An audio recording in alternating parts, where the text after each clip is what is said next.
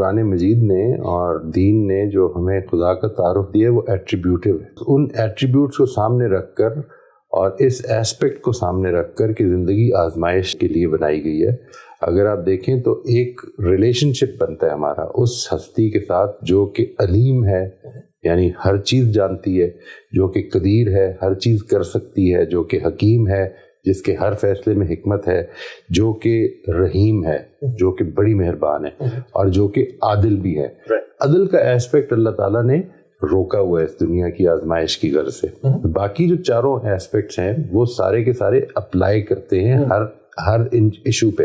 یعنی میرے ساتھ جو کچھ ہو رہا ہے وہ خدا اس پر قدرت رکھتا ہے کہ نہ ہو، اس کی حکمت کا تقاضا ہے کہ ہو، اس لیے ہوتی ہے، اور اس کی رحمت ہے میرے لیے کہ وہ یہ ہونے دیتا ہے.